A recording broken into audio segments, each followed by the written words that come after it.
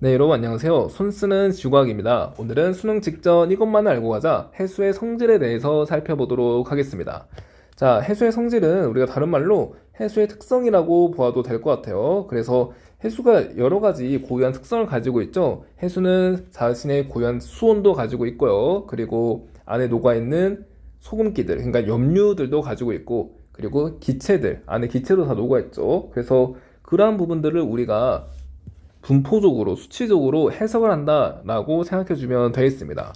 그래서 오늘 배울 내용들이 그러한 특성과 관련되어 있는 내용들인데요. 우선 해수의 수온 분포를 학습하고요. 그리고 해수에 녹아있는 소금들, 그러니까 염류를 말하죠. 그 염류에 의해 결정되는 염분 분포를 배워보고, 그리고 수온과 염분에 의해서 결정되는 물리량인 이 밀도 학습하고요. 그리고 수온, 염분, 밀도를 나타낸 그래프에 해당되는 수온, 염분도 에 대해서도 한번 보고, 그리고 마지막으로 용존 기체, 그러니까 해수에 녹아 있는 이 기체에는 어떤 것들이 있는지 살펴보도록 하겠습니다.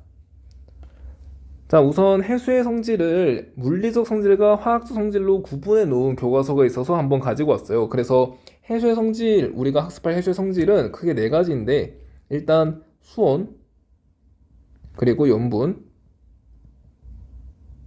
밀도, 용존 기체입니다. 이 네 가지를 물리적 성질과 화학적 성질로 한번 구분해 볼게요. 자, 일단 물리적 성질에는 뭐가 포함되어 있냐? 수온이 물리적 성질에 해당됩니다. 자, 수온이 물리적 성질에 해당되고, 그리고 이 밀도가 물리적 성질에 해당된다라고 해요. 자, 화학적 성질은 뭔가 녹아 있으면 돼요. 그래서 이 네 개 중에 뭔가 녹아 있는 거, 염분은 소금 녹아 있는 거고, 용존 기체는 기체 녹아 있는 거죠. 그래서 염분과 용존 기체가 해수의 화학 성질이다 라고 생각해 주면 되겠어요. 염분과 용존 기체.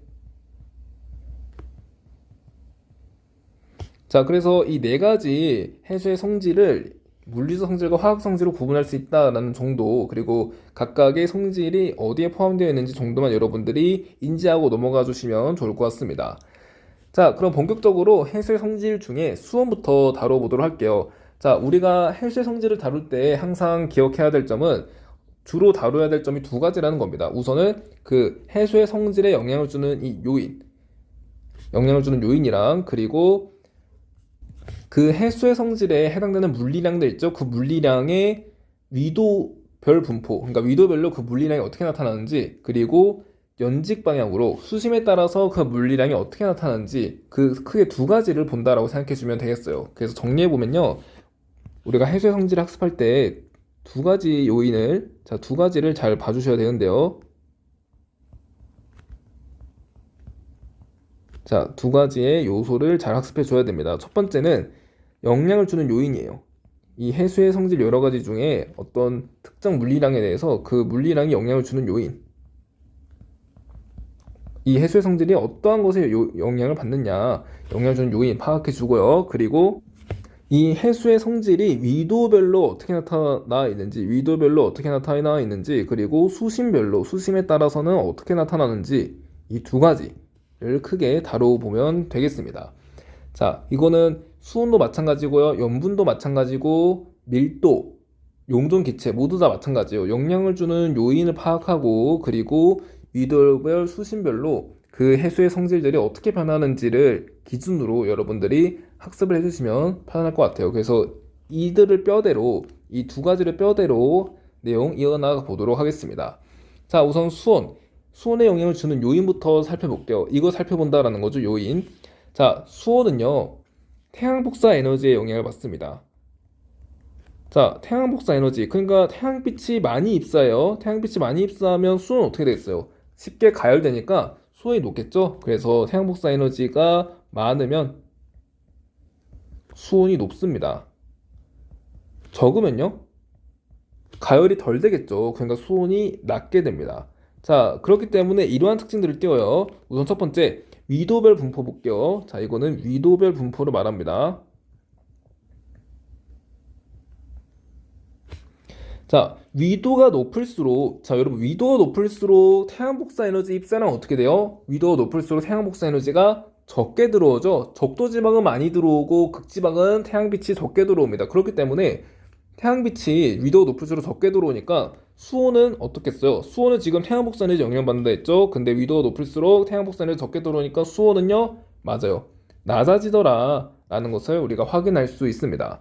자, 따라서 위도가 높을수록 수온이 낮으니까 자, 보세요. 자, 위도 30도 선 하나 긋고요. 적도부터 그어볼게요. 적도 긋고 그리고 30도 긋고 이렇게 60도 그었어요. 자, 근데 위도가 높아질수록 수온이 낮아져야 되잖아요. 그러면 등수온선은 이렇게 나타날 수 있다라는 거죠. 이런 식으로. 이런 식으로. 이렇게 나타날 수 있다라는 거죠. 예를 들면 이쪽 부분이 뭐 30도시, 여기가 20도시, 여기가 10도시. 이런 식으로 수온 분포가 나타날 수 있다라는 겁니다. 자, 따라서 위도가 높을수록 수온이 이런 식으로 낮아져야 되기 때문에 이 등수온선, 파란색이 등수온선이에요. 등수온선과 이 검정색인 이 위도선이 나란할 수밖에 없다라는 얘기가 되겠죠. 그래서 등수온선이 위도선과 거의 나란하다. 왜요? 위에 있는 이것 때문에. 위도가 높을수록 혈중선이 낮아지니까. 자, 그리고 또 다른 특징도 볼게요. 난류의 영향. 난류는 따뜻한 해류를 말해요. 난류의 영향을 받는 해역은 한류, 그러니까 차가운 해류, 차가운 해류의 영향을 받는 해역보다 수온이 어떨까요? 당연히 따뜻한 해류의 영향을 받는 해역이 수온이 더 높겠죠. 자, 이거 간단하게 살펴봐 주시면 되고, 자, 네 번째, 계절별 표층 수온 차이는 대양의 가장자리가 중앙보다 어떻다라고 되어 있는데, 자, 우리 대양의 가장자리에는 뭐가 있는지 봅시다. 가장자리와 중앙에. 대양의 가장자리는요, 지금 여기 그림 보면 여기가 태평양 부분이 되겠는데, 태평양의 가장자리에는 항상 뭐가 있냐? 대륙이 분포합니다. 아, 대양의 가장자리에는 대륙이 분포하는구나. 중앙에는 당연히 대양이 있겠죠. 자, 해양이라고 합시다. 중앙에는 이렇게 해양이 자리 잡고 있습니다. 그러면 계절별로 수온 차이가 누가 더 클까라는 건데, 그러니까 여름철과 겨울철에 수온 차이가 많이 나면 계절별 표층 수온 차이가 크다라고 합니다. 자, 우선 대륙 같은 경우에는 여러분 비열이 어떻습니까? 비열이. 자, 우리 라면이랑 라면 국물 비교했을 때 누가 먼저 식어요? 라면 면발이 먼저 식고, 그리고 라면 국물 같은 경우에는 좀 오랜 시간이 지나도 잘 식지 않죠? 여기서 라면 면발을 우리가 대륙이라 생각하면 되고, 라면 국물을 해양이라고 생각하면 되겠습니다. 그래서 대륙이 비열이 작기 때문에 온도 차이가 커요. 온도가 빠르게 변합니다. 그래서 식을 때는 엄청 빨리 식고 뜨거울 때는 엄청 빨리 가열돼요. 네, 그래서 대륙은 비열이 작고 해양은 비열이 크기 때문에 계절별 표층 수온 차이는, 그러니까 여름에는 대륙이 빨리 가열돼서 빠르게 온도가 높아지고요. 해양은 비열이 높아서 천천히 가열됩니다. 그래서 온도가 쉽사리 변하지 않죠. 대륙이 온도가 좀 크게 변한다라는 얘기예요. 겨울에는 온도가 매우 낮고요. 여름에는 온도가 매우 높습니다. 그래서 계절 표층 수온 차이는요. 이렇게 대양의 가장자리, 즉 태양의 가장자리는 대륙의 영향을 받잖아요. 대륙의 영향을 받는 태양의 가장자리가 이 주로 해양으로 구성된 태양의 중앙보다는 차이가 크다라는 것을 우리가 파악할 수 있습니다. 자, 이해가나요? 그래서 이 네 번째 경우는 우리가 크게 다루지 않은 교과서도 있기 때문에 그냥 이런 게 있구나 하고 넘어가셔도 되는데, 특징적인 부분만 이해하고 넘어가 주시면 될 것 같아요. 그래서 대양의 가장자리가 중앙보다 계절 표층 수온의 차이가 큰데 그 이유가 이 대륙과 해양의 비열 차이 때문이구나. 뭐 이 정도로만 생각을 해주셔도 좋을 것 같습니다.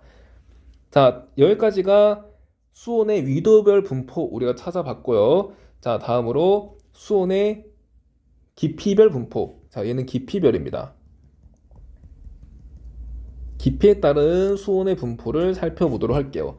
자, 우선 깊이에 따라서 수온은 이런 식으로 변합니다. 수온이 대체로 낮아지죠. 왜 낮아져요? 수온은 뭐에 영향을 받기 때문에? 수온에 영향을 미치는 요인, 그렇죠, 태양 복사 에너지라고 했죠. 수온은 태양 복사 에너지에 영향을 받기 때문에 수온이, 자, 수심이 깊어지면 태양빛은 잘 입사하지 못합니다. 왜냐하면 이 물입자 때문에 태양빛이 들어오다가 막 이렇게 산란돼서 사라지거든요. 그래서 깊이가 깊어짐에 따라서 태양빛이 들어오는 태양빛의 양은 급격히 감소해요. 그래서 어떤 식으로 감소하냐?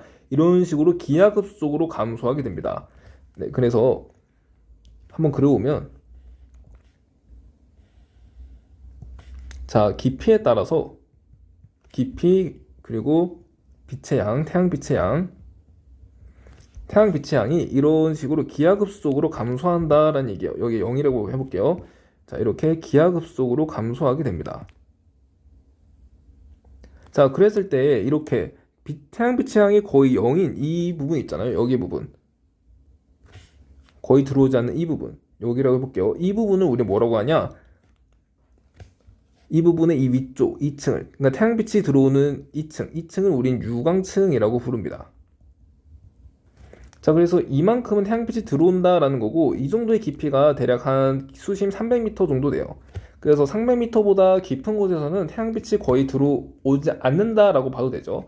자, 여하튼 깊이가 깊어짐에 따라서 이렇게 태양빛이 들어오는 양이 기하급속으로 감소합니다. 그렇기 때문에 태양빛이 들어오는 양이 감소하니까 수온은 당연히 낮아지겠죠. 수온이 낮아지는데 이렇게 부드럽게 낮아지는 게 아니라 이런 식으로 확 꺾이면서 낮아지는 구간이 존재한다라는 거예요. 그래서 이 연직수온 분포를 통해서 우리는 해수를 구분할 수 있습니다. 이렇게 급격하게 변하는 곳을 기준으로 해수를 세 개의 층으로 나누어서 구분을 할 수 있을 것 같아요. 그래서 세 개의 층으로 나누어서 이렇게 혼합층, 수온약층, 심해층 이 세 개의 층으로 구분할 수 있다라는 얘기가 되겠어요. 자, 우선은 해수면에서 가장 가까운 혼합층부터 살펴보도록 할게요.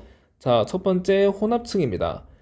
자, 혼합층, 수온약층, 심해층은 모두 정의, 혼합층이 뭔지, 이 해수 층상 구조의 정의가 뭔지 파악하고, 그리고 그거에 대한 특징, 어떤 특징이 있는지 파악하고, 그리고 어떨 때 발달했다고 부르는지까지 파악해주면 좋겠습니다. 그래서 이 세 가지 다 파악해 볼게요. 자, 우선 혼합층은요, 혼합층 위에서는 여러분 바람이 많이 불죠. 해수면과 가깝기 때문에 해수면 부근에서 바람이 많이 불니다. 자, 그래서 바람에 의해서 혼합작용이 일어나요. 그래서 바람에 의한 혼합작용으로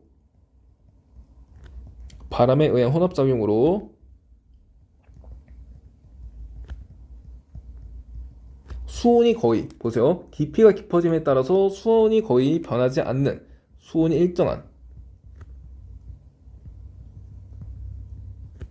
2층을 혼합층이라고 합니다. 자, 그래서 바람에 의해서 혼합작용이 일어나고 그로 인해서 이렇게 해수들이 섞이면서 수온이 거의 일정한, 이렇게 수심이 깊어짐에 따라서 수온이 거의 변하지 않는 2층을 혼합층이라고 부릅니다. 자, 그랬을 때 특징 두 가지가 있는데요. 우선 첫 번째 특징. 자, 혼합층은 바람에 의한 영향을 받아요. 그러면 풍속이 빠를수록 어떻게 될까요? 자, 첫 번째, 풍속이 빠를수록 바람이 강하게 분다라는 거죠. 바람이 강하게 불면 혼합작용이 활발하게 일어날 것이고, 혼합작용이 활발하게 일어나면 두께가 어떻게 될 거예요? 두께가, 그렇죠. 두께가 두꺼워질 것이다 라고 판단할 수 있겠죠. 자, 그리고 두 번째 특징. 해수면과 가장 가깝습니다. 즉, 대기와 가장 가까워요. 태양빛을 직방으로 받아요. 태양빛을 직방으로 받기 때문에 계절별 수온 차이가 어떻겠어요? 계절별 수온 차이가, 그렇죠, 크다라는 거죠. 계절별 수온 차이가. 왜냐하면 태양 복사 에너지의 영향을 많이 받기 때문에 계절별 수온 차이가 크다라고 생각해주면 되겠습니다. 그래서 겨울에는 매우 차갑고 혼합층의 수온이 매우 차갑고, 여름에는 혼합층의 수온이 매우 뜨겁다, 매우 높다라고 판단해주면 좋을 것 같아요. 자, 그리고 어떨 때 발달하냐고 부르느냐? 보통 혼합층의 두께가 두꺼울 때를 혼합층이 발달했다라고 부릅니다. 자, 혼합층의 두께가 두껍다라는 얘기는 뭐예요, 여러분?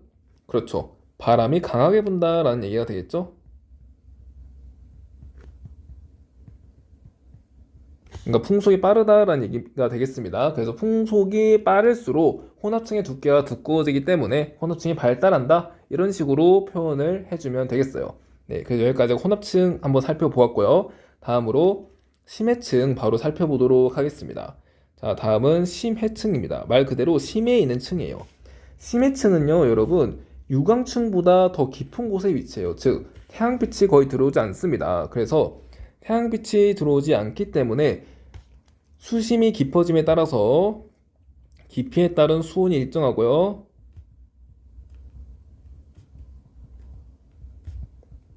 깊이에 따른 수온이 일정하고 거의 그 태양 복사 에너지의 영향을 받지 않기 때문에 연중 수온이 거의 일정한 층을 심해층이라고 부릅니다. 자, 그래서 정의와 특징을 지금 같이 한번 보고 있는데, 일단 심해층의 정의는 빛이 들어오지 않는다라는 게 먼저일 것 같아요. 자, 빛이 들어오지 않아서 연중 수온이 낮은 층 이렇게 보면 될 것 같습니다. 자, 그랬을 때 특징적인 면이 아까 두 가지 있었죠? 첫 번째, 깊이에 따른 수온이 어때요? 깊이에 따른 수온이 자 지금 여기 태양빛이 들어오지 않아요. 그러니까 깊이에 따라서 다 차가워요. 지금 수온이 약간씩 감소하고 있지만 이거는 이 심해층이 에너지를 점점 잃으니까 수온이 점점 낮아지는 거고요. 이게 수온이 낮아진다 해도 급격하게 낮아지진 않죠. 서서히 낮아집니다. 그래서 거의 일정하다라고 봐도 돼요. 그래서 깊이에 따른 수온 변화 거의 없다. 깊이에 따른 수온 변화가 거의 없다. 그리고 두 번째, 연중 수온이 일정하게 낮습니다. 그래서 계절별 수온 변화가 계절별 수온 차이가 작다라고 보면 되겠어요. 자, 그러니까 여름에도 차갑고 겨울에도 차갑다 이런 식으로 생각해주면 편할 것 같아요. 자, 다음으로 수온 약층 보도록 할게요. 수온 약층 항상 이렇게 약이 들어가 있으면 뭔가 급격하게 변한다라고 생각해주면 되겠습니다.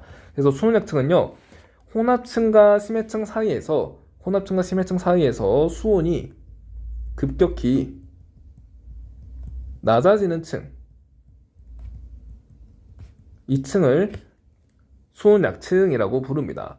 자, 수온이 이렇게 급격히 낮아져요. 그렇기 때문에 아래쪽에는 뭐가 위치하냐? 수온이 낮은 층이 위치하죠. 수온이 아래쪽에는 낮고요. 위쪽에는 수온이 높습니다. 자, 그렇기 때문에 수온이 낮다라는 말은 어떤 뜻이에요? 수온이 낮다라는 말은 입자의 운동이 둔하다라는 뜻이고 입자 사이의 거리가 가까우니까 밀도가 크다라는 뜻이 되겠죠. 밀도가 크다라는 뜻은 밀도는 부피분의 질량이기 때문에 단위 부피당 질량이 크다라는 뜻이죠. 그러니까 무겁다라는 뜻입니다. 자, 그리고요. 수온이 높다라는 얘기는요. 밀도가 반대로 작다라는 뜻이고 위쪽에서 올까요? 밀도가 작다라는 뜻이고 밀도는 부피분의 질량으로 단위 부피당 질량이니까 질량이 작다라는 뜻이죠. 질량이 작으니까 어떻겠어요? 가볍다라는 뜻입니다. 자, 지금 무거운 게 아래에 위치하고 가벼운 게 위에 위치해요. 그러니까 무거운 거는 더 아래로 갈라 하고 가벼운 건 더 위로 갈라야겠죠? 이 무거운 것과 가벼운 것이 서로 섞이지 않습니다. 서로 섞이지 않기 때문에 매우 안정한 층이라고 할 수 있어요. 물입자 운동이 거의 없다라는 얘기예요. 그래서 특징. 자, 매우 안정하다. 첫 번째, 매우 안정하다. 이거 특징 파악해 주시고요. 자, 두 번째, 매우 안정하기 때문에 심해층과 혼합층 사이의 물질 교환을 차단합니다. 자, 두 번째는 물질 교환 차단. 자, 어디요? 그렇죠. 혼합층과 심해층. 자, 왜냐하면 혼합층이 불안정해서 이런 식으로 대류가 일어난다면 심해층에 있는 물질이 혼합층에 있는 물질이 심해층으로 운반될 수 있는데 혼합층이 매우 안정한 층이다 보니까 심해층과 혼합층 사이에서 물질들이 서로 교환될 수 없다라는 얘기가 되겠습니다. 그래서 사실 이 두 가지는 연관이 되어 있는 특징이 되겠죠. 자, 그랬을 때 어느 때 발달한다고 하냐면 이 부분이 살짝 애매할 수 있는데요. 보통 수온 약층은 수온 차이가 클 때, 그러니까 위층과 아래층의 수온 차이가 클 때 발달한다라고 하거나 혹은 이 수온 약층의 두께가 두꺼울 때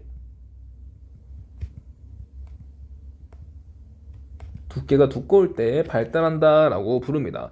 근데 보통 이렇게 두께가 좀 두꺼울 때는 이렇게 수온 차이가 큰 경우가 많아요. 두께가 그렇게 두꺼우면 이렇게 위와 아래 수온 차이 크겠죠. 얇은 경우에는 수온 차이가 이 정도밖에 안 되는데 두꺼운 경우에는 수온 차이가 이 정도 나니까 두꺼운 경우에 보통 수온 차이가 커서 이렇게 두께가 두꺼울 때 수온 차이가 크기 때문에 발달한다라고 부르는데 사실 반드시 두께가 무조건 두껍다 하더라도 수온 차이가 크다라고는 확신할 수가 없어요. 그래서 이 두 가지가 약간 애매한 부분이 있기 때문에 만약에 문항에서 이렇게 수온약층이 어느 시기에 더 발달했냐 이런 식으로 물어본다면 그 문항의 뉘앙스에 좀 따라서 문제를 해결해 주어야 될 것 같습니다. 그러니까 문항의 느낌을 좀 잘 파악해서 수온약층의 발달 정도를 우리가 비교를 해야 될 것 같아요. 그래서 이거는 문제를 통해서 살펴보는 것이 가장 좋을 것 같습니다.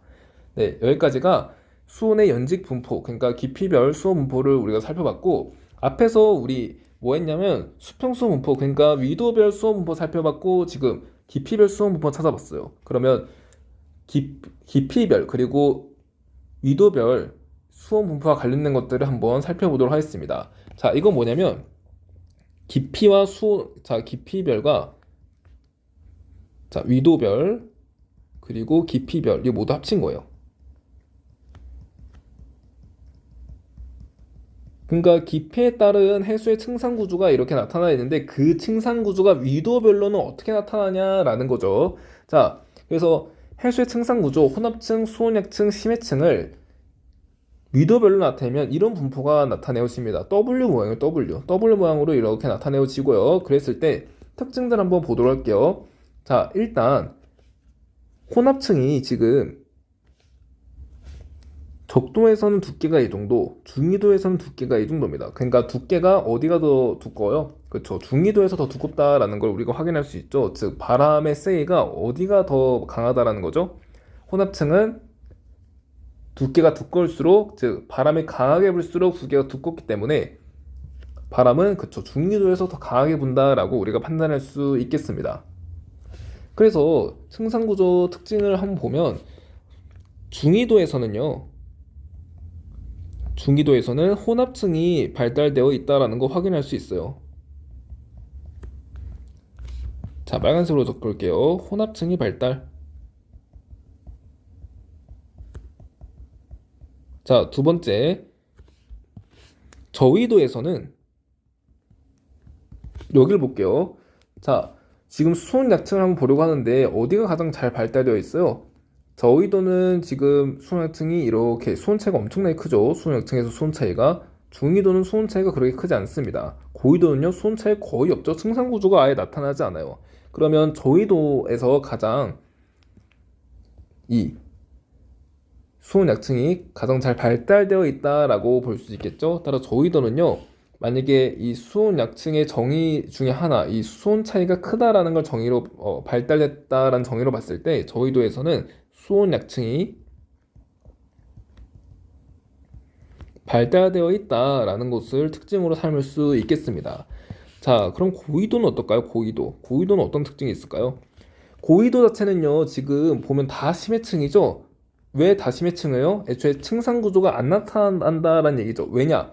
혼합층도 차갑고 심해층도 차가우니까. 그러니까 혼합층과 심해층 사이에 수온 차이가 있어야지 이런 수온 약층이 발달할 수 있을 텐데 수온 차이가 없다 보니까 지금 표층이나 심해층이나 수온이 똑같다라는 얘기예요. 그래서 층상 구조가 나타나지 않기 때문에 이 전체 전 영역을 모두 심해층이라고 보는 겁니다. 그래서 고위도는요, 층상 구조가 나타나지 않는다라는 특징이 있어요.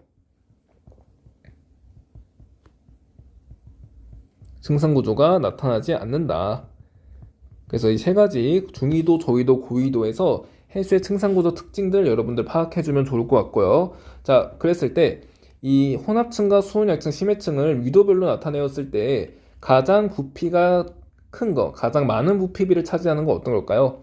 전 지구에서 이 층을 층상 구조로 다 나타내어 봤어요. 그랬을 때 가장 큰 부피를 차지하는 거는 이 그림을 보아하니 심해층이라는 거 우리가 파악할 수 있습니다. 그래서 부피비가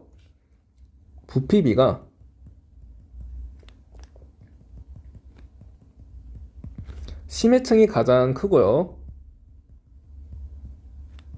자, 이것도 빨간색으로 적읍시다. 심해층 가장 크고 그 다음이 수온 약층이겠죠? 그 다음이 수온 약층, 그 다음이 혼합층이 되겠습니다.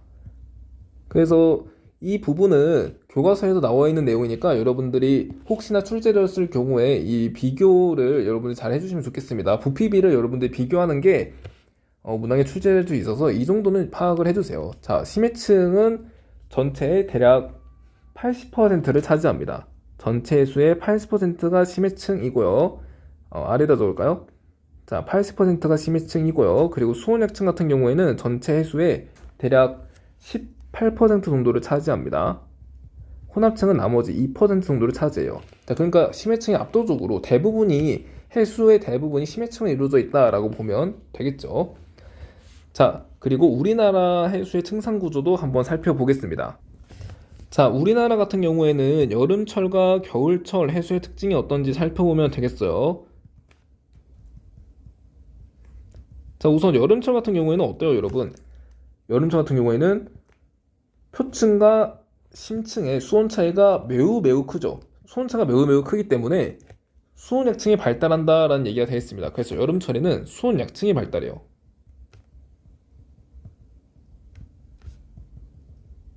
자, 그리고 겨울철에는요. 겨울철에는 지금 여기죠. 이 부분이 겨울철 부분, 가을로 넘어가는 겨울철, 1월도 겨울철이죠. 1월을 볼까요? 1월 보면 어때요, 여러분? 이만큼이 다 혼합층 아니에요? 그리고 이만큼은 수온약층이고 혼합층이 매우 두껍게 발달한다라는 것을 확인할 수 있습니다. 자, 혼합층은 두께가 두꺼울수록 발달한다라고 말씀을 드렸으니까 겨울철에는 혼합층이 발달하는구나 라고 우리가 판단하면 되겠어요. 겨울철에는 혼합층이 발달한다. 네, 그래서 여기까지가 해수의 수온과 관련된 부분이 되겠습니다. 네, 그럼 다음으로 염분과 관련된 부분 한번 살펴보도록 할게요. 자, 우선 염분을 구하는 방법입니다. 염분은요, 자, 염분은 해수의 질량. 자, 해수의 질량은 물의 질량. 자, 해수는 물과 염류로 이루어져 있습니다. 그래서 물의 질량, 그리고 자, 그냥 물이라고만 적을게요. 물의 질량 더하기 염류의 질량. 이 합한 값이 해수의 질량이 되겠고요. 해수의 질량분의 염류의 질량.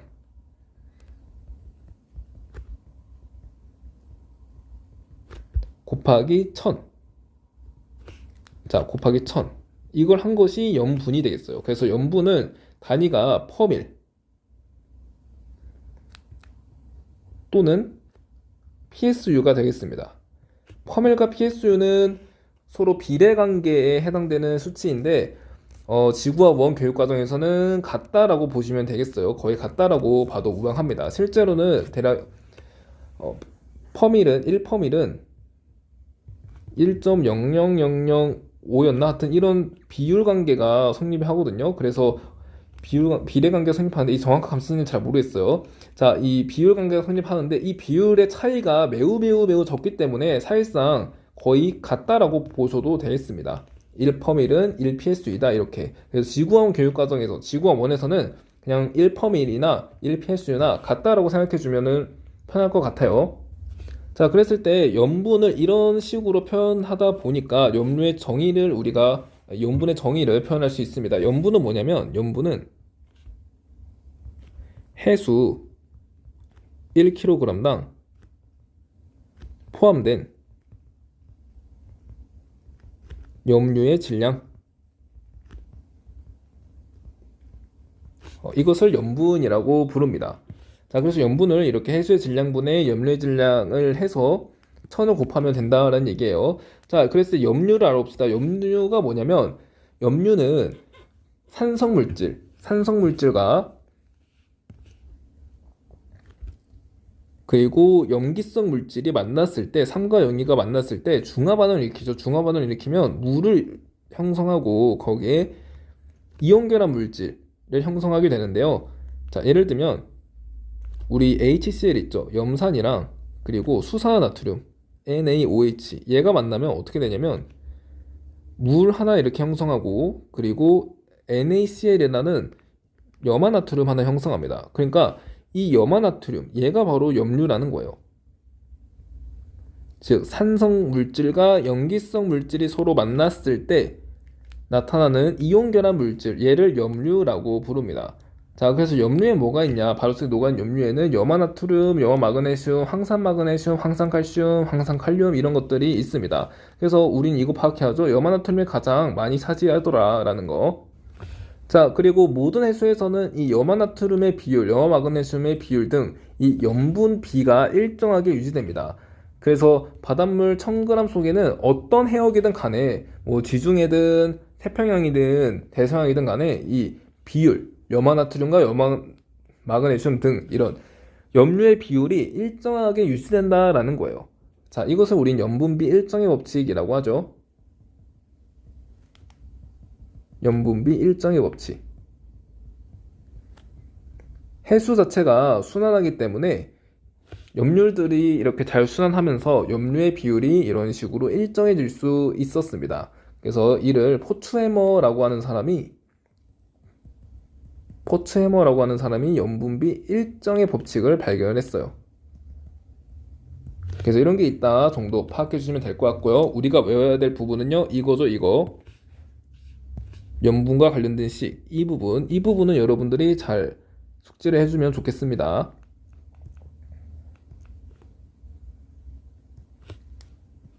자, 그랬을 때 염분도 수온과 마찬가지로 영향을 미치는 요인 파악해 보고요. 그리고 위도별 염분 분포 파악해 보도록 하겠습니다.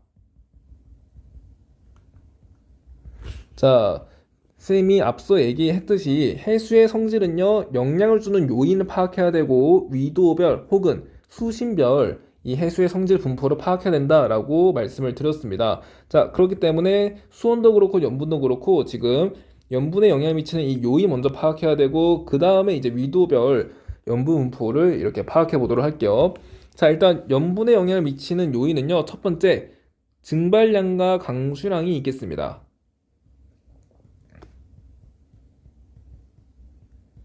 자, 여러분, 증발량이 많아요. 만약에 증발량이 강수량보다 많다면 어떻게 될까요? 그러니까 증발이 더 많이 된다라는 거죠. 우선 증발이 된다라는 얘기는 이 해수 중에 물이 움직이는 거예요, 염류가 움직이는 거예요? 물이 움직이는 겁니다. 그래서 이 물의 양에 의해서 염분이 좌지우지돼요.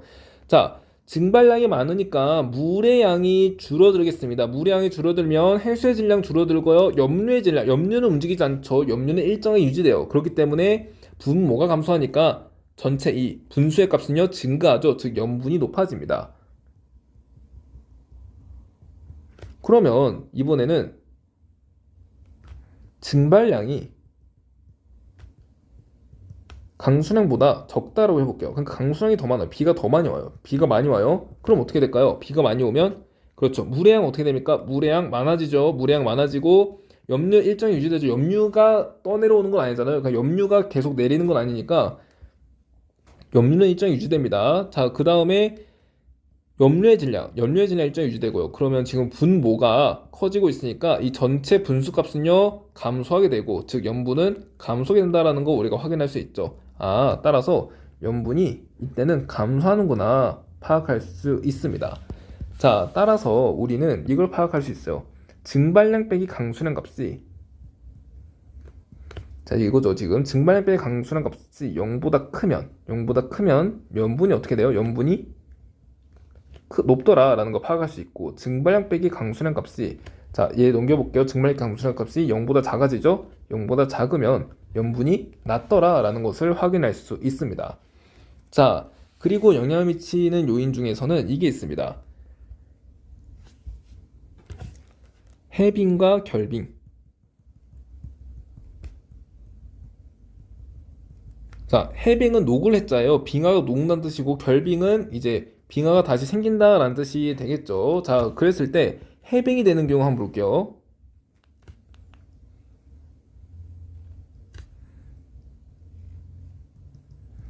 자, 해빙. 결빙부터 볼까요? 해수가 얼 때는요, 염류는 같이 얼지 않아요. 염류는 같이 얼지 않고 해수에 포함되어 있는 물만 옵니다. 자, 그러니까 이때도 물이 좌지우지하는 거예요. 자, 물만 옵니다. 그럼 물의 양은 어떻게 됩니까? 물의 양이 감소하죠. 물의 양이 감소하면 지금 분모가 감소했기 때문에 분모 감소했어요. 분모 감소했으니까 전체 분수값 증가해야죠. 염분이 증가한다라는 것을 확인할 수 있습니다.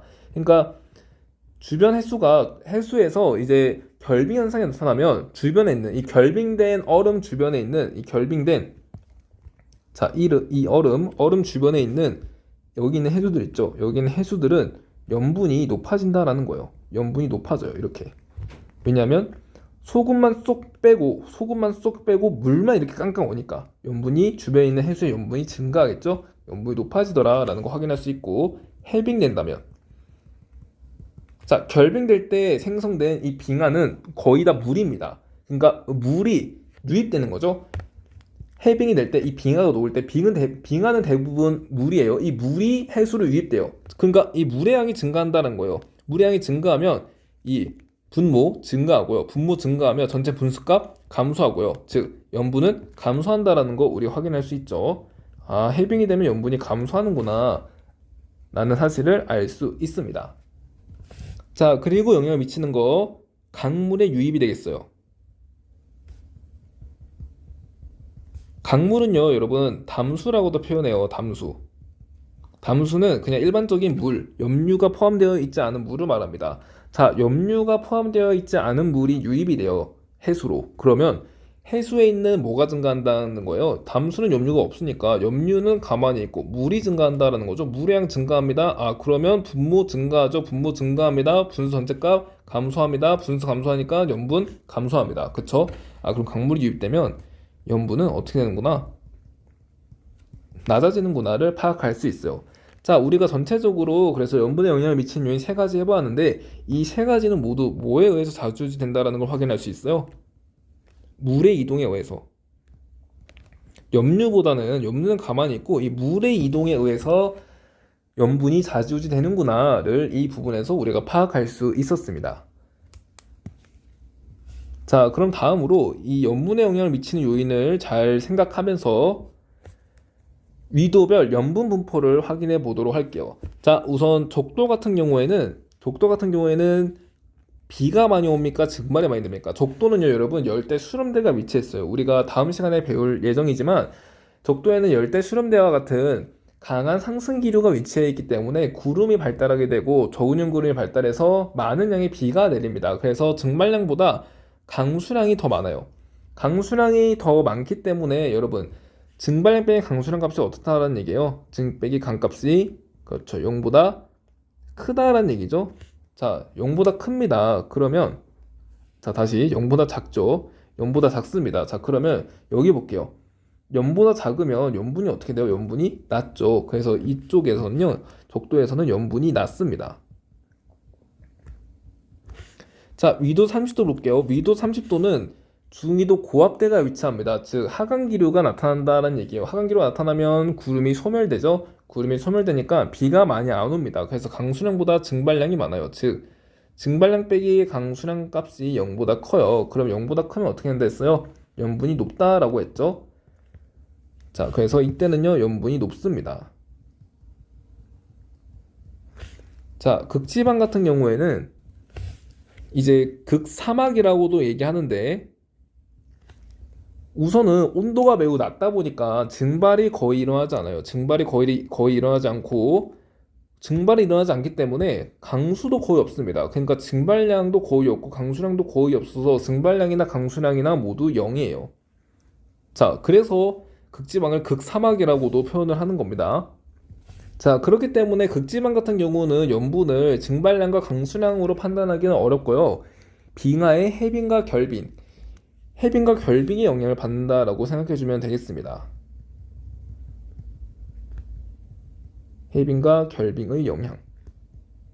그래서 만약에 주변 극지방에 있는 어느 해역에서 해빙이 많이 돼요. 그러니까 빙하가 많이 녹아요. 그럼 염분이 낮아진다라는 거고요. 결빙이 많이 돼요. 빙하가 생성이 많이 되면 염분이 다시 높아진다라는 얘기가 되겠어요. 그래서 극지방은 염분이 계절별로 좀 차이가 나는 경우가 있습니다.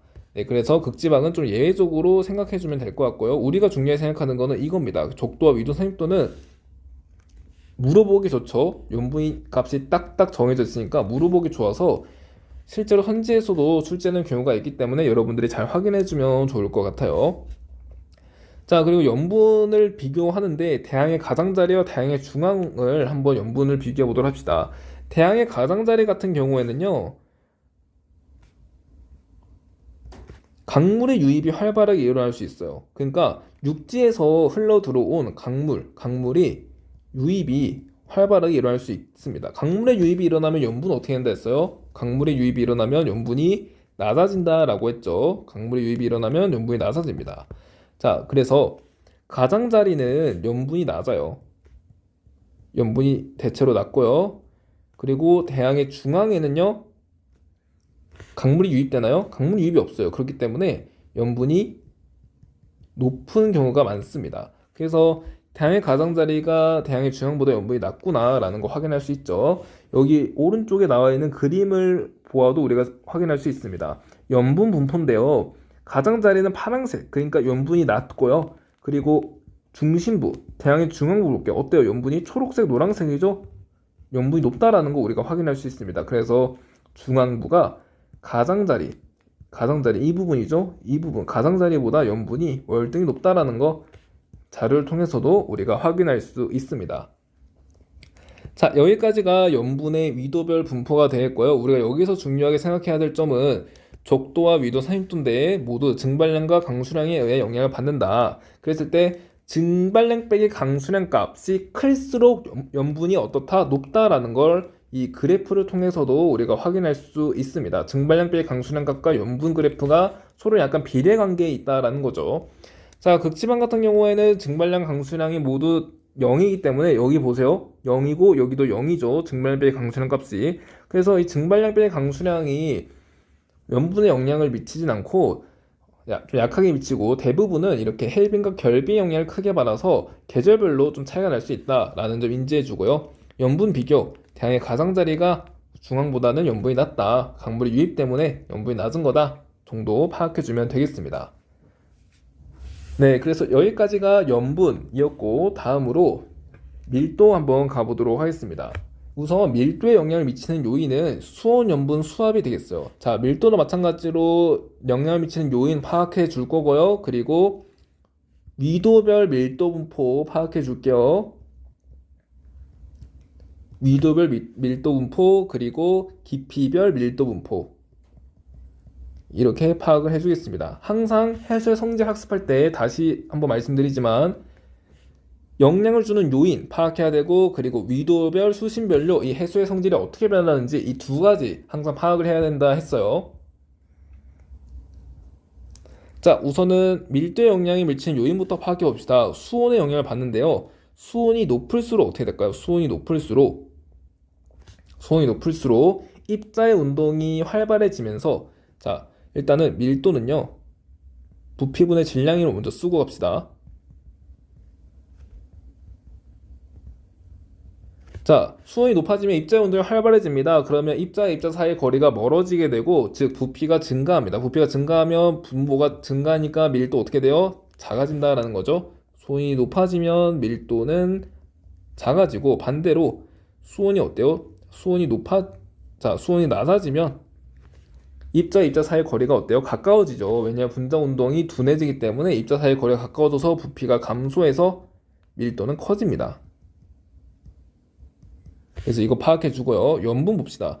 염분이 높을수록, 자, 입자가 이렇게 있는데 이 입자 사이에 염분이 끼어드는 거예요. 이렇게. 그럼 빽빽함이 증가하겠죠. 빽빽함이 증가합니다. 즉 단위 부피당 같은 부피에 이 염분이라는 질량이 합해지니까, 자, 같은 부피에 염분이라는 질량이 합해지니까 질량이 커지는 거예요.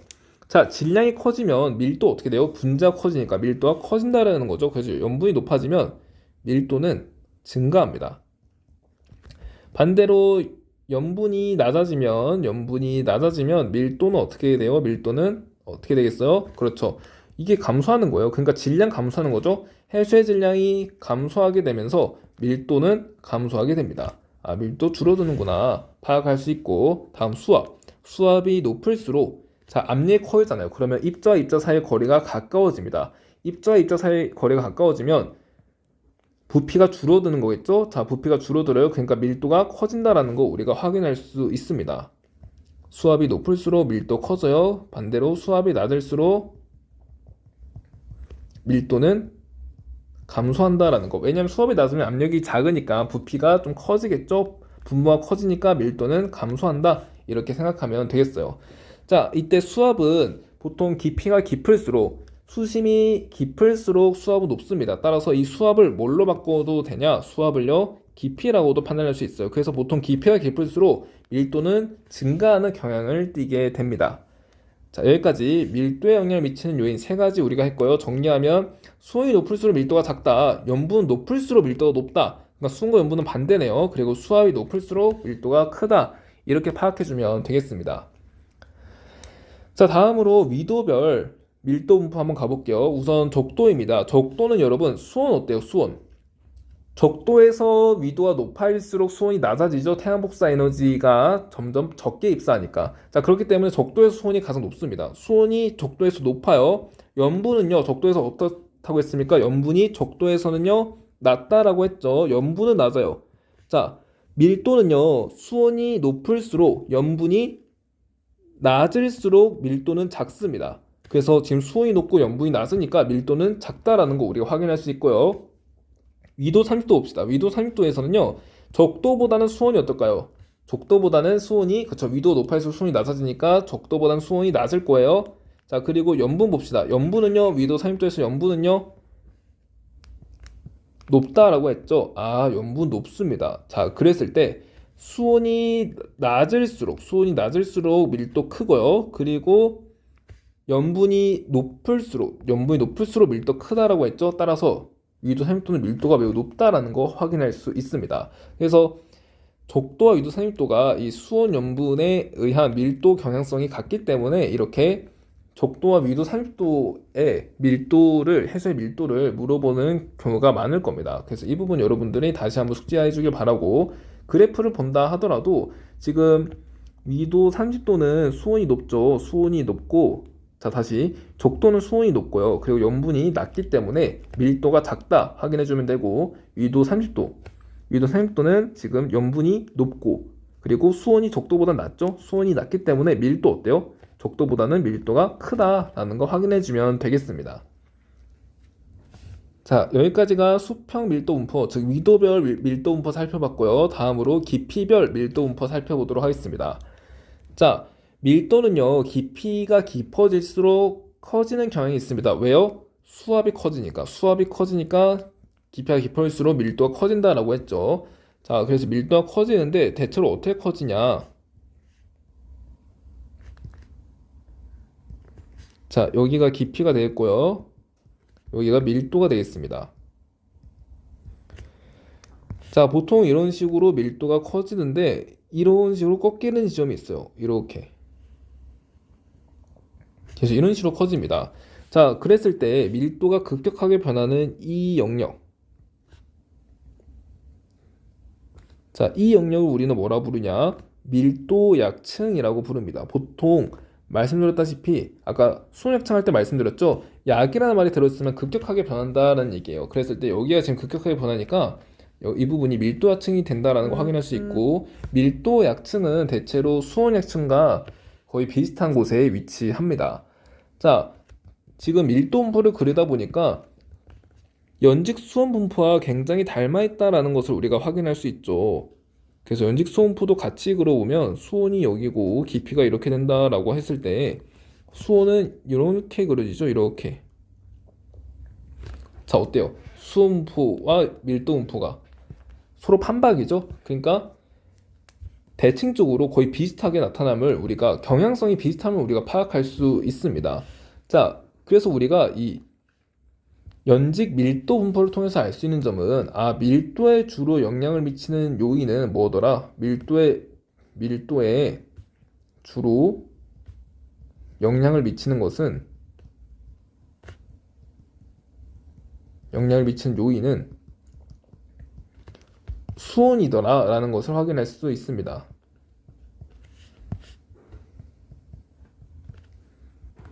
자, 물론 이것은 이 그래프 한정이에요. 자, 이 그래프만 보았을 때는 밀도에 주로 영향을 미치는 요인이 수온이라는 것을 확인할 수 있다라는 거고, 밀도에 주로 영향을 미치는 요인이 정확히 어떤 것인지 판단하기 위해서는 좀 국소적으로 면밀하게 다른 물리량들을 들여다볼 필요가 있겠습니다. 수온이든 염분이든, 왜냐면 밀도는 수온과 염분의 영향을 받죠. 그래서 염분 그래프까지 함께 주어서 정확히 판단해야지 이 밀도에 주로 영향을 미치는 요인이 무엇인지 판단할 수 있으나, 지금 현재 이 그래프만 보았을 때 밀도에 주로 영향을 미치는 요인이 수온이라는 것이라고만 생각해주면 좋을 것 같습니다.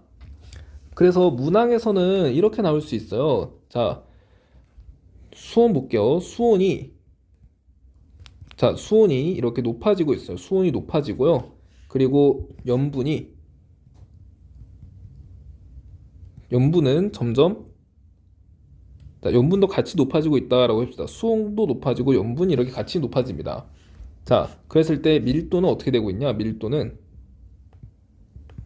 밀도는 높아지고 있어요. 자, 그러면 이 상태에서는 밀도에 영향을 미치는 게 수온이 더 큰지 염분이 더 큰지 물어볼 수 있습니다. 자, 밀도는 주로 뭐에 영향을 받죠? 수온과 염분에 영향을 받는데 밀도가 좀 높아진다라는 얘기는요. 원래라면 수온이 낮아져야 되고 염분은 높아져야지 밀도가 커지는데 지금 높아지는 게 염분 높아지고 있고 수온도 높아지잖아요. 원래 수온이 높아진다면 밀도는 낮아져야 돼요. 근데 염분이 높아지면 밀도는 높아져야 돼요. 그쵸? 자, 근데 보세요. 밀도가 실제로 이렇게 점점 커지고 있다는 얘기는 수온은 딱히 이 밀도에 영향을 미치지 못한다라는 뜻이 되겠고요. 지금 염분이 높아지면서 원래 밀도가 커지는데 실제로 밀도가 커지니까 이 밀도는요 염분의 영향을 주로 받고 있더라라고 판단해 주면 되겠죠. 자, 마찬가지로 자, 지금 수온이 낮아지고 있습니다. 염분도 낮아지고 있다라고 해볼게요. 근데 밀도는 오히려 높아진다라고 해볼게요. 자, 그럼 이때는 뭐에 영향을 많이 받는 거예요? 수온은 낮아질수록 밀도가 커지죠. 염분은 낮아질수록 밀도가 작아지는 게 맞죠. 근데 실제로 밀도가 커지고 있으니까 이 수온의 영향을 절실하게 받고 있다, 많이 받고 있다라고 생각해 주면 되겠습니다. 그래서 이 부분이 문항으로 출제될 수 있으니까 이 부분 여러분들이 잘 파악해 주길 바라고 이미 출제로 여러 번 된 적이 있죠. 그래서 이 부분은 아마 여러분들이 익숙해져 있을 것이라고 생각을 합니다. 그래서 한 번만 더 다시 들여다봐 주면 좋을 것 같아요. 자, 그래서 여기까지가 밀도에 대한 설명이 되겠고요. 자, 다음으로 수온, 염분, 밀도를 이용해서 그래프를 만든 수온, 염분도를 보도록 하겠습니다. 수온, 염분도는 교학사 96쪽에 나온 이 문항들을 통해서 한번 살펴보도록 할게요. 자, 일단 수온과 염분이 서로 다른 해수 A와 B를 수온 염분도에 표시해 달래요. 그래서 A 표시해주면 되죠. A는 4도씨, 34.0 PSU랍니다. 그래서 4,34.0이니까 여긴가요? 자, 여기 이 부분이 A가 되겠고요. B는요 12,35.5니까 자, 여기가 10이죠. 12,35.5 여긴가요? 그쵸? 자, 여기에 B를 표시해주면 되겠습니다. 자, 해수 A와 B의 밀도 얼마인가? 대략 1.027 정도 되겠네요. 그램 퍼 세제곱센티미터. 자, 그리고 같은 양의 A, B 두 해수를 혼합했을 때, 자, 이것 때문에 이 문항 전체를 들고 왔습니다.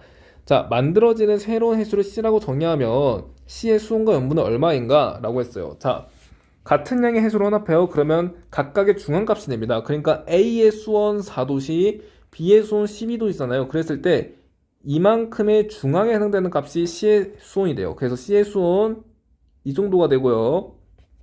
염분은 마찬가지예요. 중앙값이 돼요. A 34, B 35.5 이거의 중앙값 여기에 여기. 그래서 염분은요 C의 염분은 여기에 있다라고 확인해주면 되겠습니다. 자, 좀 잘 그릴게요. 여기에 있다는 거죠. 그래서 C를 그리면 C를 나타내면 여기에요, 여기. 여기에 C가 있어요.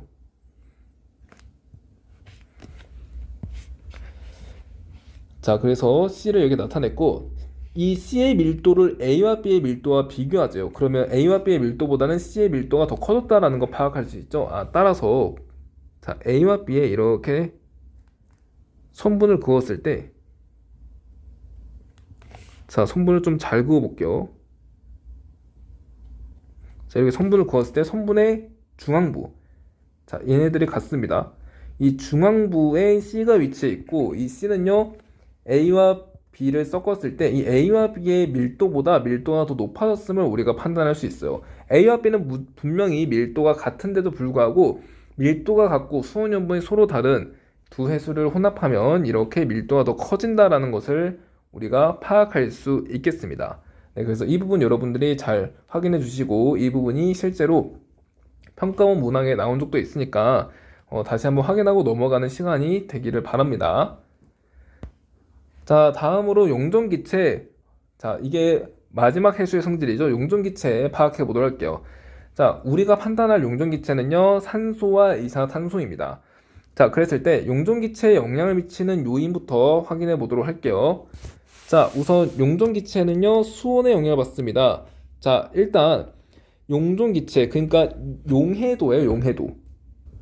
기체가 용해돼서 이 안에, 그쵸, 용해되어 있는 기체를 용존기체라고 하죠. 그래서 용존기체는요, 일단 용해도에 큰 영향을 받습니다. 근데 이 용해도가 수온, 염분, 수압에 따라서 바뀌어요. 일단 용해가 잘 되기 위해서는 우리가 녹는 물질을 용질이라고 하죠. 용질의 입자의 움직임과 그리고 용매, 녹이는 물질, 용매의 입자의 움직임이 서로 비슷해야지 잘 녹습니다.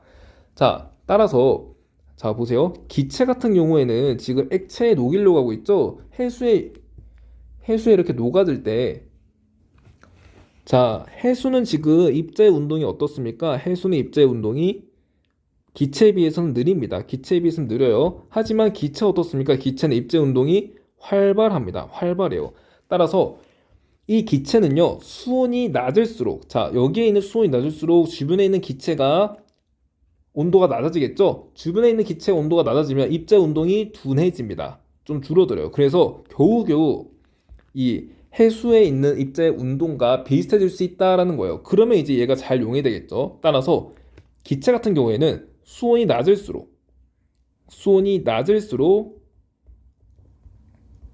용해도가 큽니다. 반면 고체는 어떻게 돼요? 고체. 자, 고체 물질은요. 그러니까 소금과 같은 고체 물질은 물에 녹으려면, 자, 이 물이 액체니까 입자 운동 활발하죠. 소금은 고체잖아요. 고체는 입자 운동이 둔합니다. 입자 운동이 이렇게 느려요.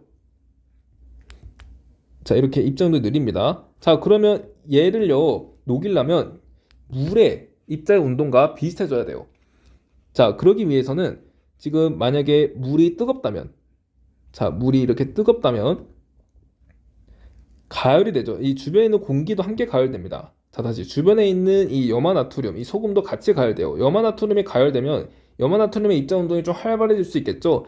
자, 입자 운동이 활발해져서 겨우겨우 이 물과 비슷한 운동 양상을 가지게 돼요. 그래서 서로 잘 섞인다라는 거죠. 자, 따라서 고체 같은 경우에는 온도가 높을수록 용해도가 높지만 기체 같은 경우에는 물보다 입자 운동이 활발하기 때문에 이 기체를 어떻게든 물하고 입자 운동을 비슷하게 맞추기 위해서는 이 기체를 냉각시켜야 되니까 이 물의 온도가, 그러니까 용매의 온도가 낮아야 된다라고 확인할 수 있겠습니다. 그래서 수온이 낮을수록 용해도가 기체는 높다라는 거 생각해 주고요. 자, 염분 보겠습니다. 자, 염분 같은 경우에는 지금 물입자 사이사이에 이렇게 염류가 포함되어 있으면 기체가 이렇게 녹으려고 하는데, 자, 지금 자리가 없어요. 얘가 들어갈 자리가 없어요. 그래서 이렇게 염류가 많이 없다면 들어갈 자리가 매우 많잖아요. 그래서 용해도가 높지만 이렇게 염분이 높다면 염류가 많다는 뜻이기 때문에 기체가 들어갈 자리가 없는 겁니다. 따라서 염분은 높을수록 용해도가 작다라고 봐주시면 될 것 같아요. 높을수록 용해도가 작다. 자, 수압 볼게요. 수압은 클수록 어떻게 될까요? 수압이 클수록 여기에 있는 기체들 있죠? 기체들을 꽉 눌러서 담기 때문에 억지로라도 들어가게 돼요. 그래서 수압은 클수록 용해도가 높다라는 것을 확인할 수 있습니다. 그래서 이 세 가지 영향을 미치는 요인들 잘 확인해 주길 바라고요. 특히 수온과 염분은 평가원에서 출제된 적이 있기 때문에 이 부분은 여러분들이 잘 확인해 주시길 바랍니다. 자, 다음 용존 산소 분포 보도록 할게요. 용존 산소는 일단 표층 같은 경우에는 여러분 광합성이 활발합니다. 왜냐하면 유광층에 있잖아요. 빛이 들어오는 곳에 있습니다. 태양빛이 들어오기 때문에 광합성이 활발해서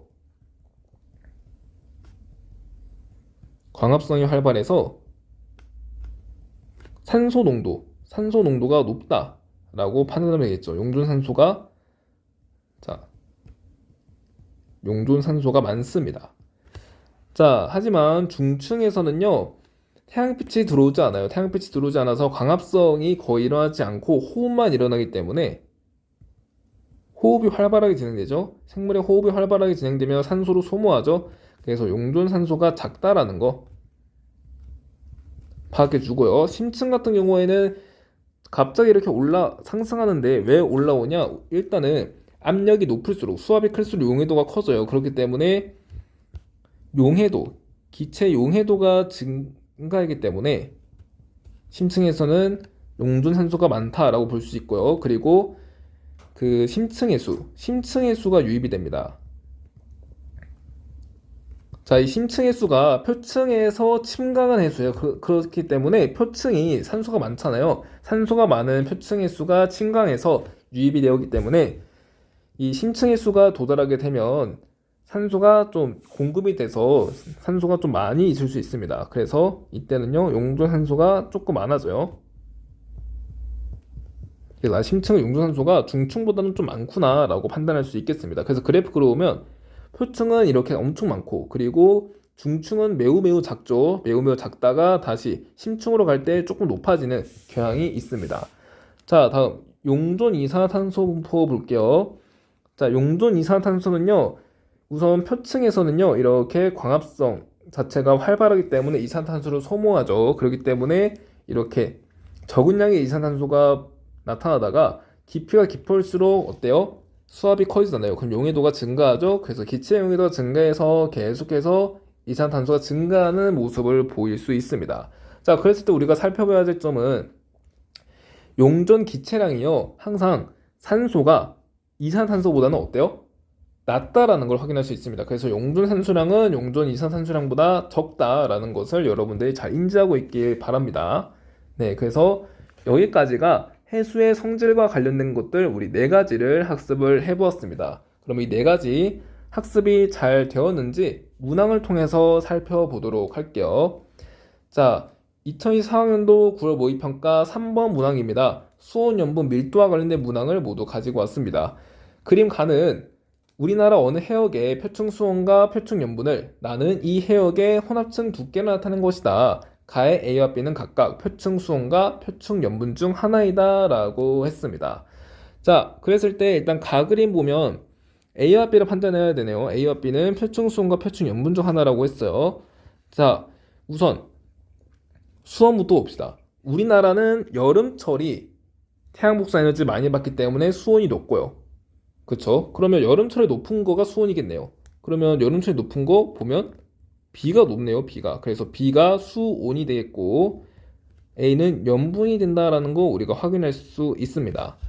자, 그랬을 때 이 나그림은 어떻게 해서 나타난 거냐면요. 이 오른쪽에 위키피디아에서 자료를 하나 가지고 왔습니다. 여기 이 자료는 자, 이게 지금 계절이에요. 계절. 월이에요, 월.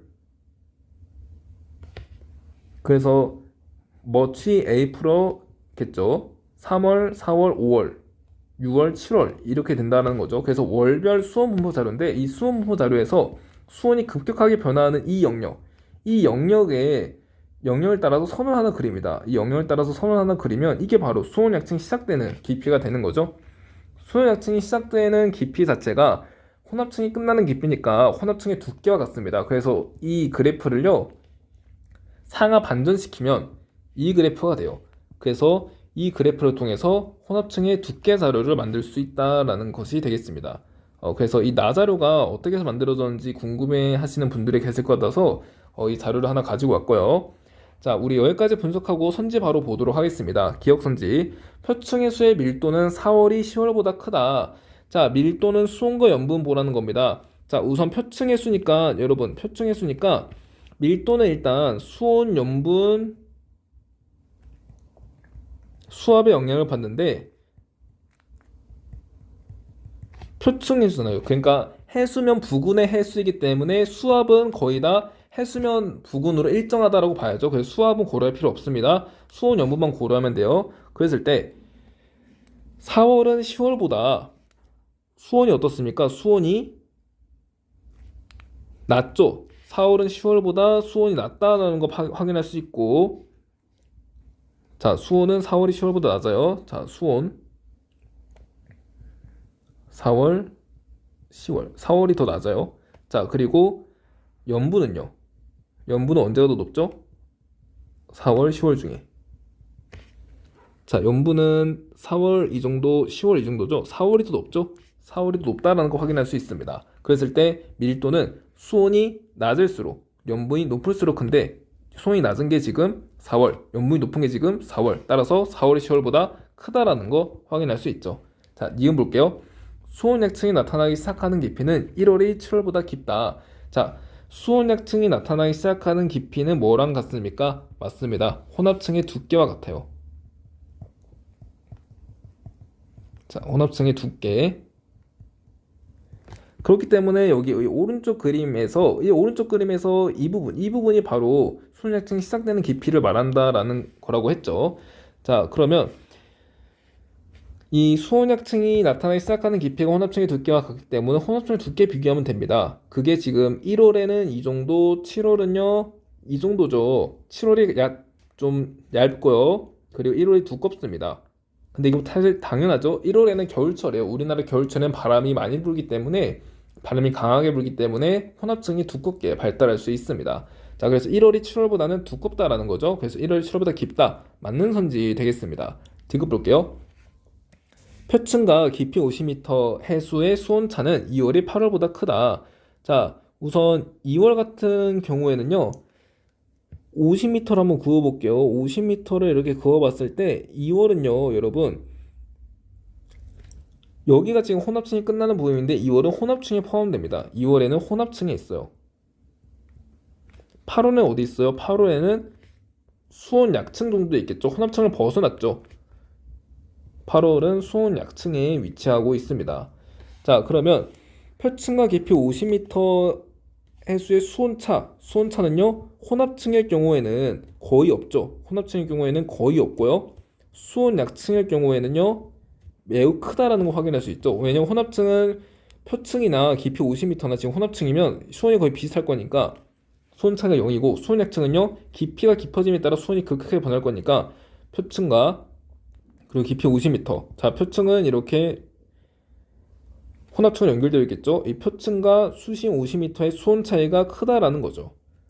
네, 그래서 2월이 8월보다 크다라는 말은 틀린 선지가 되겠습니다. 2월에는 혼합층이 위치하기 때문에 표층과 깊이 50m의 수온 차가 그렇게 크지 않아요. 그게 틀린 선지 답 3번으로 처리해주면 되겠어요.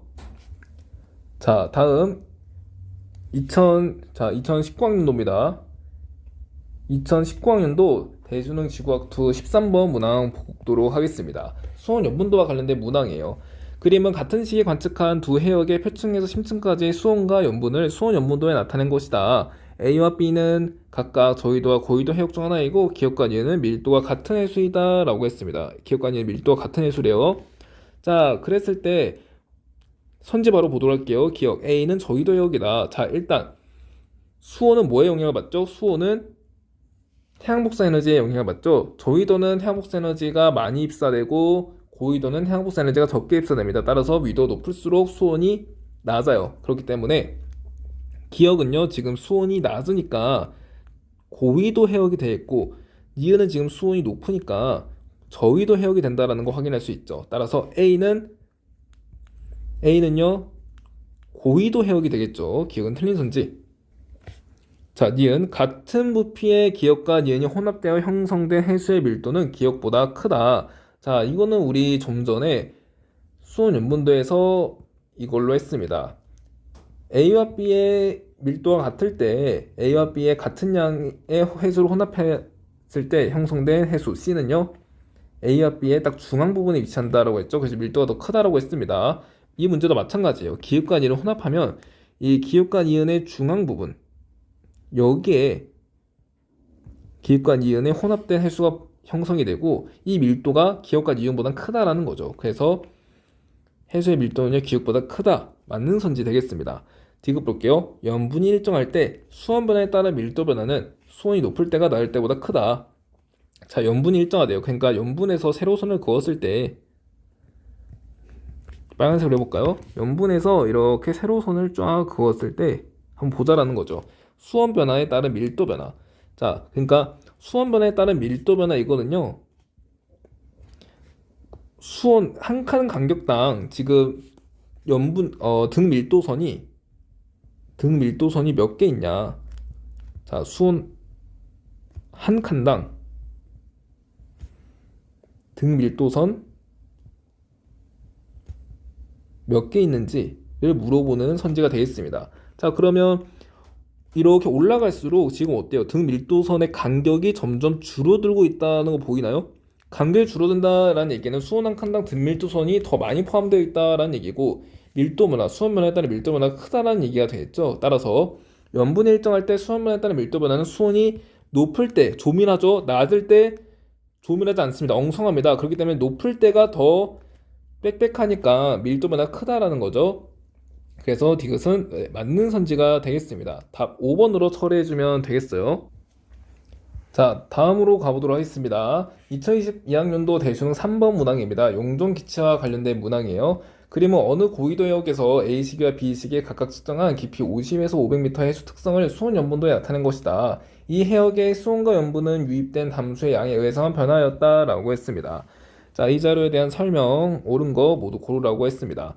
자, 기억 볼게요. A식의 깊이가 증가할수록 밀도는 증가한다.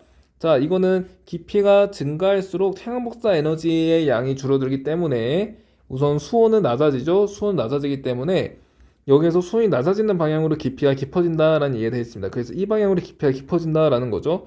자, 그러면 깊이가 깊어질수록 밀도는 점점점 어떻게 되고 있나요? 자, 이 등밀도선을 보면 밀도는요, 수온이 낮을수록 염분이 높을수록 크죠. 따라서 이 방향으로 갈수록 밀도가 커질 겁니다. 그러니까 등밀도선은요, 이 방향 갈수록 밀도가 커진다라고 보시면 되겠고요.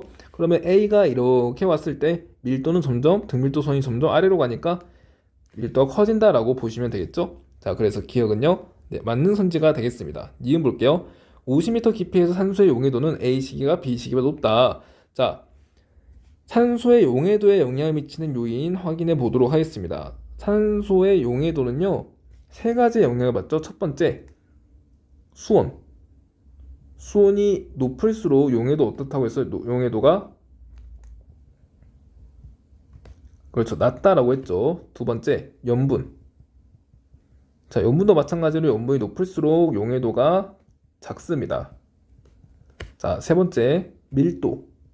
자, 다시 수압. 수압이 높을수록 더 강하게 밀어넣기 때문에 용해도가 큽니다. 자, 그랬을 때 50m 깊이는요, 수압이 일정하잖아요. 50m에 해당되는 수압으로 결정이 되어 있을 거기 때문에 이 수압은 보지 않아도 괜찮겠죠? 그래서 수온과 염분만 판단해주면 됩니다. 자, 근데 A시기가 B시기보다 50m 깊이에서 여기잖아요. 50m 깊이면 50m 깊이에서 A가 B보다 우선 수온은 어때요? 수온은 낮죠? 아, 수온이 낮네요. 수온이 낮고요.